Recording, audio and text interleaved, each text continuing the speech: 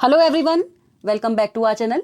आज हम एक टॉपिक लेके आए हैं, गर्ल्स एजुकेशन इन उत्तराखंड करके जो आपके सिलेबस में टॉपिक डाला गया है उस पे आज हम बात करेंगे। और साथ ही साथ देखिए, शिक्षा जो एक डाला गया है इंडिया के अंदर पूरे, तो उसके अंतर्गत भी कहीं ना कहीं कुछ चीज़ें सम्मिलित हो जाएंगी क्योंकि स्टेट भी एज एन इंडियन कॉन्टेक्स्ट में आया ही। तो बात करते हैं। सबसे पहला जो है, कौन सी योजना है? राष्ट्रीय पोषाहार मिशन योजना। ठीक है, ये केंद्र सरकार ने 2001 से 2 के आसपास शुरू की थी। ठीक है, इस योजना के तहत गरीबी रेखा से नीचे रहने वाले परिवारों, गर्भवती महिलाओं, किशोरियों एवं नवजात शिशु को पोषण देने वाली महिलाओं को निःशुल्क खाद्यान्न उपलब्ध कराना है। देखिए, चूंकि इसके अंदर किशोरियों आ गया, ठीक है, तो किशोरियां आप समझते ही हैं, एडोलेसेंस में जो आती हैं जनरली उस एज के बच्चियां, तो ये योजना उनके तहत चलाई गई है, राष्ट्रीय पोषाहार मिशन योजना, केंद्र सरकार। ठीक है, बढ़ते हैं आगे। अगली योजना जो है वो है किशोरी शक्ति योजना। किशोरी शक्ति योजना 2000 से 2001 के तहत 11 से 18 वर्ष की बालिकाओं को प्रशिक्षित एवं प्रशिक्षण देकर आत्मनिर्भर बनाना है। 11 से 18 वर्ष की जो आयु की बच्चियां हैं, वो जनरली एलटी जो आप अभी पढ़ रहे हैं, इसके अंतर्गत ये बच्चियां कहीं ना कहीं आएंगी। ठीक है, तो उनके लिए चलाई गई है किशोरी शक्ति योजना। और इसके अंतर्गत है क्या? 11 से 18 वर्ष की बालिकाओं को कुछ इस तरीके का प्रशिक्षण दिया जाएगा, ट्रेनिंग दी जाएगी कि वो आत्मनिर्भर बन सके। ठीक है, आई होप यहाँ तक आपको चीज़ें एकदम समझ में आ रही हूँ। बढ़ते हैं आगे। आगे हमारे पास है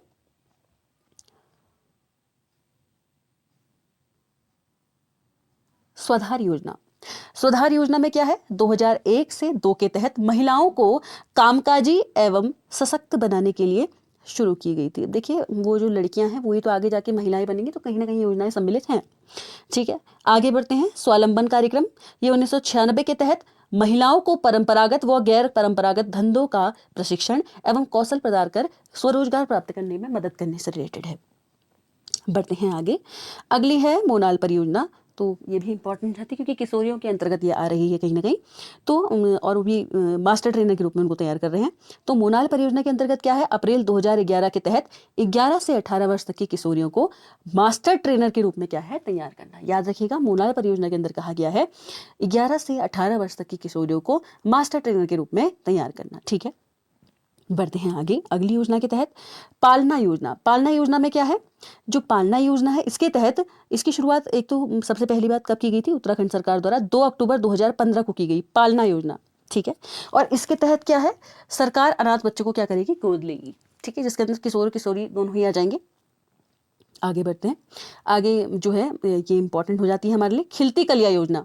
इसमें क्या है? देखिए, ज़्यादातर जो योजनाएं हैं ना वो 15 अगस्त को ही चली हैं। अब वो अलग अलग एयर हो सकते हैं, बहुत सारी योजनाओं 15 अगस्त को शुरू की बात की गई है उनकी। ठीक है, खिलती कलिया योजना एक ट्रिक हो सकती है याद करने की। मतलब उत्तराखंड सरकार द्वारा 15 अगस्त 2015 को शुरू की गई, जिसके तहत 6 वर्ष तक के बच्चों को कुपोषण से बचाने का प्रयास किया जाएगा। अब देखिए, 6 वर्ष तक के जो बच्चे हैं, चाहे वो अब बालक बालिकाएं दोनों ही आ गई इसमें, है ना। तो और कुछ किसी एक डेटा के थ्रू पता चला था कि बालिकाओं में भी ये परेशानी ज़्यादा देखी गई थी। तो अब आप समझ ही सकते हैं, इंपॉर्टेंट है। तो 6 वर्ष तक के जो बच्चे हैं उनको कुपोषण से बचाने के लिए खिलती कलिया योजना की शुरुआत उत्तराखंड सरकार द्वारा की गई है। ठीक है, फिर इसके बाद आगे बढ़ते हैं। वैश्यवृत्ति निवारण अधिनियम 1956 में पारित किया गया। जो महत्वपूर्ण है उस तथ्य पे ज़्यादा बात करेंगे। ठीक है, प्रसूति प्रसुविधा अधिनियम, इसके तहत क्या है? गर्भवती महिलाओं को सवैतनिक अवकाश दिए जाने का क्या है? प्रावधान है। ठीक है, गर्भवती जो महिलाएं हैं उनको वेतन दिया जाएगा अगर अवकाश भी लेती हैं। ठीक है, जैसे कि ये इसकी तो आपका ऐसे भी आ गया, अगर टीचर्स भी लेती हैं, टीचर महिलाएं भी लेती हैं तो उनको अवकाश मिलता है ना। आगे बढ़ते हैं। दहेज निषेध अधिनियम के बारे में 1961 में पारित हुआ। साथ ही साथ जो पेपर में आ सकती हैं उन चीज़ों के बारे में कॉन्टेक्स्ट में थोड़ा ज़्यादा बात कर लेते हैं। जैसे कि अभी एक और चीज़ है, हाँ, एक ये भी मतलब वैसे इंपॉर्टेंट एक योजना है, इसलिए मैं बता रही हूँ आपको, क्योंकि उत्तराखंड का एक आप लोगों ने देखा होगा कि जो शिक्षा का ढांचा है, ये सब भी सिलेबस में शिक्षण व्यवस्था वाला भी एक डाला गया है अलग से, उस पर भी एक वीडियो बनाई जाएगी। समान पारिश्रमिक अधिनियम 1976 के तहत महिलाओं और पुरुष को समान वेतन दिए जाने का प्रावधान है। ठीक है, ये भी एक नियम बनाया गया है। आगे बढ़ते हैं। राज्य सरकार द्वारा 2006-07 को महिला सशक्तिकरण वर्ष घोषित किया गया था। याद रखिएगा, महिला सशक्तिकरण वर्ष कौन सा था? 2006-07। बढ़ते हैं आगे। उत्तराखंड सरकार ने उत्तर प्रदेश जमींदारी विनाश और भूमि व्यवस्था अधिनियम 1950 में संशोधन करते हुए, आप लोगों ने देखा होगा ना, पहले से ऐसा होता था कि जो जमीन होती थी सिर्फ बेटे के नाम पे जाती थी, अब बेटा बेटी दोनों के नाम पे जाएगी। तो अभी महिलाएं तो उसमें कहीं ना कहीं सम्मिलित हैं, यानी कि बच्चे भी कहीं ना कहीं सम्मिलित हो ही जाएंगी। तो ये ये भी एक योजना है। इस योजना मतलब ये वैसे मैं अदरवाइज भी आपको बता दे रही हूँ। योजना क्या है कि जिसमें क्या है, महिलाओं को भी पैतृक संपत्ति में क्या दिया जाएगा, सह खातेदार का अधिकार, यानी कि दोनों को बराबर बराबर बट जाएगी वो जमीन। ठीक है, आगे बढ़ते हैं। अब पेपर के नज़रिए से बहुत ज़्यादा महत्वपूर्ण नंदा गौरा योजना, इसको मैंने आपको पहले भी बताया है और इससे पहले भी मैंने आपको बताई थी। नंदा गौरा योजना से पहले इसका नाम कुछ और था, वो करके चलाई जाती थी। कमेंट सेक्शन में कमेंट करके ज़रूर बताइएगा इसका नाम क्या था। मैं ऑप्शन दे देती हूँ, गौरा देवी कन्या धन योजना, ऑप्शन नंबर बी है गौरा कन्या धन योजना, ऑप्शन नंबर 3 है कन्या भ्रूण हत्या योजना, और ऑप्शन नंबर 4 है कन्याओं को वित्तीकरण पोषित कराना। ठीक है, तो कमेंट में बताइएगा। अब देखते हैं नंदा गौरा योजना। जो नंदा गौरा योजना है, महिला सशक्तिकरण और बाल विकास विभाग एवं समाज कल्याण कन्याओं हेतु संचालित विभिन्न योजनाओं को एकीकृत कर, बहुत सारी योजनाएं थी, इनको सबको साथ में जोड़ दिया गया, जैसे कि आप लोग समझ ही सकते हैं। गौरा देवी कन्या धन योजना को भी जोड़ दिया गया, फर्दर आगे उसको इस नाम में बदल दिया गया, नंदा गौरा योजना करके क्या कर दिया गया, क्रियान्वय किया गया, मतलब चालू करा गया। ध्यान रखिएगा चालू कब से किया गया है। देखिए क्रियान्वय किया था जून 2017 में, लेकिन विधिवत रूप से शुरुआत कब की गई, 2018 में की गई। ठीक है, बढ़ते हैं आगे। मैंने आप लोगों को पहले ही बताया था इसके बारे में। वैसे इसका मेन उद्देश्य के बारे में भी थोड़ी सी बात कर लेते हैं। देखिए इसका जो मेन उद्देश्य है ना, क्यों बनाई गई थी, इसके बारे में थोड़ी सी बात कर लेते हैं। मेन उद्देश्य ये था कि कन्या भ्रूण हत्या बहुत ज़्यादा हो रही थी, तो कन्या भ्रूण हत्या जो हो रही है उसका उससे क्या बचाव किया जा सके। ठीक है, आप लोग देख ही रहे हैं, अभी ये सत्य है नहीं है, आप लोग मुझे बताइएगा। आजकल बहुत सारे लोग जो भी आपको दूसरा बंदा मिलता है वो कहता है कि कहीं कोई लड़की है क्या, शादी के लिए लड़के के लिए चाहिए, क्योंकि लड़कियों का रेट इतना ज़्यादा, मतलब लड़कियां इतनी ज़्यादा, अगर आप उसमें लिंगानुपात कहें, इतना ज़्यादा कम हो चुका है कि मिल ही नहीं रही है। क्यों? क्योंकि कन्या भ्रूण हत्या इसका क्या है, एक मेन रीज़न है। इसको रोकने के लिए तरह तरह की योजना सरकार द्वारा चलाई जा रही हैं। तो नंदा गौरा योजना का मुख्य उद्देश्य भी यही है, कन्या भ्रूण हत्या पर रोक लगाना, बाल विवाह रोकना और उच्च शिक्षा प्रदान कर उन्हें आत्मनिर्भर बनाना। देखिए आत्मनिर्भर बनना तो सभी के लिए ज़रूरी है, इसलिए अब क्या है, इस योजना का लाभ राज्य में निवास करने वाली बीपीएल, याद रखिएगा बीपीएल परिवारों के लिए, खास तौर पे ये नहीं कि बहुत सारी लड़कियां हैं तो सभी के लिए नहीं, बीपीएल परिवारों में 2 लड़कियों के लिए है। ठीक है, तीसरी हो जाती है तो फिर उसमें नहीं देगी गवर्नमेंट, 2 लड़कियों के लिए है, 2 जीवित बालिकाओं को दिया जाएगा।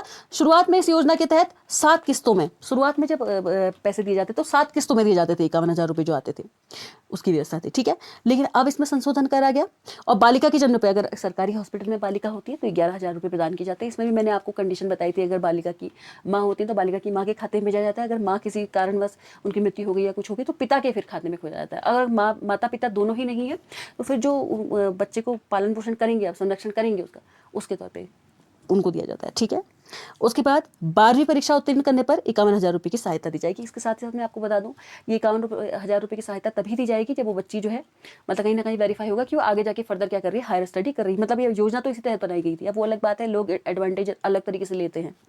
ठीक है, बात करते हैं आगे। अगला हमारे पास है जननी सुरक्षा योजना। जननी सुरक्षा योजना को भी सरल नजरों से हम देख लेते हैं।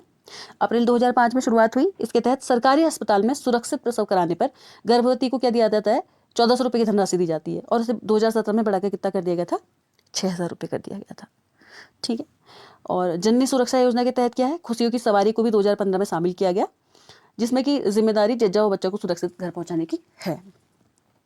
ठीक है, तो मेन फोकस मैं जो योजनाएं आपके लिए यहाँ उत्तराखंड से रिलेटेड है वो मैं सभी बता रही हूँ अभी, लेकिन जो ज़्यादा इंपॉर्टेंट है उनको मैं ज़्यादा जोर देके बताऊंगी, आप खुद ही समझ जाइएगा। ठीक है, अब है सबला योजना। तो ये तो आपको साफ पता चल रहा है हमारे लिए बहुत इंपॉर्टेंट है सबला योजना, क्योंकि किशोरियों की बात इसमें सीधे सीधे हो रही है और कहीं ना कहीं एजुकेशन से रिलेटेड बात हो रही है, कहीं या तो ट्रेनिंग से रिलेटेड बात हो रही है, शिक्षा से रिलेटेड बात हो रही है, तो वो हमारे पेपर की दृष्टि से महत्वपूर्ण हो जाता है। ठीक है, अब है सबला योजना की शुरुआत 19 नवंबर 2010 को की गई। सबला योजना जो थी ये 19 नवंबर 2010 को शुरुआत की गई थी इसकी। इसके तहत 11 से 18 वर्ष की जो किशोरियाँ स्कूल नहीं जाती हैं उनका विकास सुनिश्चित करना था। देखिए बहुत सारी उस टाइम पे 2010 की बात है, बहुत सारी बच्चियाँ ऐसी थी जो स्कूल नहीं जा पाती थी। बहुत अलग अलग तरीके के कारण हो सकते हैं, किसी का फाइनेंशियल इतना कंडीशन अच्छा नहीं होता है, कोई गांव घरों में रहते हैं तो उनको एक स्टेज तक पढ़ाया जाता है, उसके बाद नहीं पढ़ाया जाता था। बहुत पुराने टाइम, काफ़ी टाइम हो गया इस बात को तो अभी तक, तो तब की बात है ना। तो आई होप आप लोगों को समझ ही आ रहा होगा, तो आज से 14 साल पुरानी बात होगी लगभग। तो सबला योजना जो है सर्वप्रथम 4 जिलों में चलाई गई थी, हरिद्वार, चमोली, उत्तरकाशी एवं नैनीताल, ताकि जो बच्चियां हैं जो कि किसी कारणवश स्कूल नहीं जा पा रही हैं उनका भी विकास क्या करा जाए, सुनिश्चित किया जाए। इसके लिए चलाई गई सबला योजना, याद रखिएगा। ठीक है, तो और वो 4 जिले कौन से थे जहाँ शुरुआत की गई, हरिद्वार, चमोली, उत्तरकाशी और नैनीताल, सबसे पहले यहाँ शुरुआत की गई थी। ठीक है, आई होप यहाँ तक आपको चीज़ें समझ में आ रही हो। आगे बढ़ते हैं। अगला है महिला उद्यमी विशेष प्रोत्साहन योजना। ये देखिए, महिला उद्यमी प्रोत्साहन में क्या है, कहीं ना कहीं महिलाएं क्या करें, अपना कोई भी तरीके का अगर छोटा सा भी अपना कोई व्यवसाय खोलना चाहे, उससे तरक्की करें, उसके लिए खोली गई है। ठीक है, फिर इसके तहत क्या है कि 25 लाख रुपए की उपादान सहायता भी प्रदान की जा रही है। ठीक है, तो जो ज़्यादा काम की है उस पर हम ज़्यादा भी फोकस रखेंगे। जैसे अब है मुख्यमंत्री आंचल अमृत योजना। तो ये क्या है, मुख्यमंत्री आंचल अमृत योजना 7 मार्च 2019 को शुरू की गई थी, और जिसके तहत 20,000 आंगनबाड़ी केंद्रों में पढ़ने वाले बच्चों को सप्ताह में 2 दिन 100 मिलीलीटर दूध दिया जाएगा। अब देखिए, ये इंपॉर्टेंट क्यों जाती है भाई, क्योंकि आंगनबाड़ी में तो किशोर और किशोरी दोनों ही पढ़ते हैं, और आंगनबाड़ी भी एक तरीके से विद्या का केंद्र ही है। ठीक है, तो और इस पहल के तहत क्या किया गया है, 2.5 लाख बच्चों को क्या दिया जाएगा, उचित पोषण दिया जाएगा। तो क्या है, मुख्यमंत्री आंचल अमृत योजना। शुरुआत कब हुई, 7 मार्च 2019। ठीक है, इसके तहत क्या किया गया था, 20,000 आंगनबाड़ी केंद्रों में पढ़ने वाले बच्चों को सप्ताह में क्या दिया जाएगा, 2 दिन, याद रखिएगा, हफ्ते में 2 दिन क्या दिया जाएगा, 100 मिलीलीटर दूध दिया जाएगा। ठीक है, अब वो अलग बात है कि मिल नहीं पाता कहीं कहीं बच्चों को, सरकार तो योजना चला ही रही है। ठीक है, बढ़ते हैं आगे। मुख्यमंत्री महिला उद्यमिता प्रोत्साहन योजना। अब क्या है, नाम से पता चल रहा है, महिलाओं को प्रोत्साहन मिले, उससे अपना कार्य शुरू करें, उसके लिए चलाई गई है। 15 अगस्त 2019, मैंने आपको बताया ना, बहुत सारी योजनाएं ऐसी हैं, 15 अगस्त को शुरुआत हुई है, अलग अलग हो सकते हैं।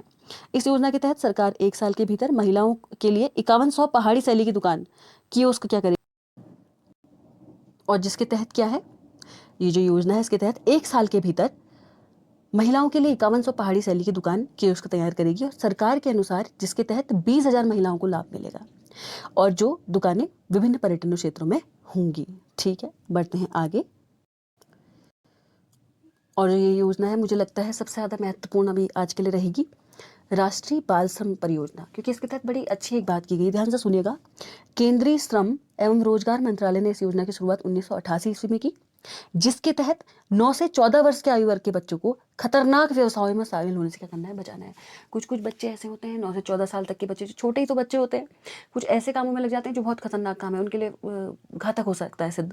तो उससे बचाने के लिए योजना शुरुआत की गई है, राष्ट्रीय बाल श्रम परियोजना।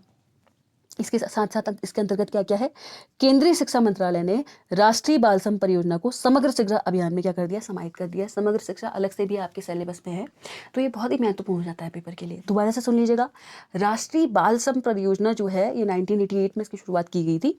साथ ही साथ ये आपकी 9 से 14 आयु वर्ग तक के बच्चों को, अगर वो किसी खतरनाक चीज़ में फंस जाते हैं, उससे बचाने के लिए किया गया है, कि अलग अलग तरीके के काम करते हैं कुछ बच्चे।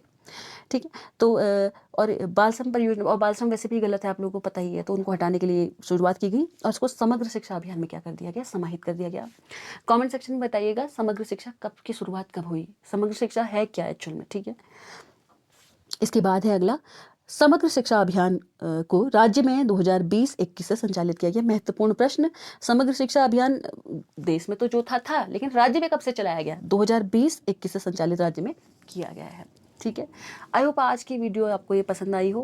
देखिए, कोशिश हमारी यही है कि सिर्फ वही आपको पढ़ाया जाए, फालतू ना पढ़ाया जाए। एक आध 2 टॉपिक इसके बीच में कुछ परियोजनाएं ऐसी आई होंगी, क्योंकि वो महिलाओं से रिलेटेड, तो कहीं ना कहीं एक किशोरी तो आगे जाके महिला बनेगी, इसलिए डाल दिया गया है।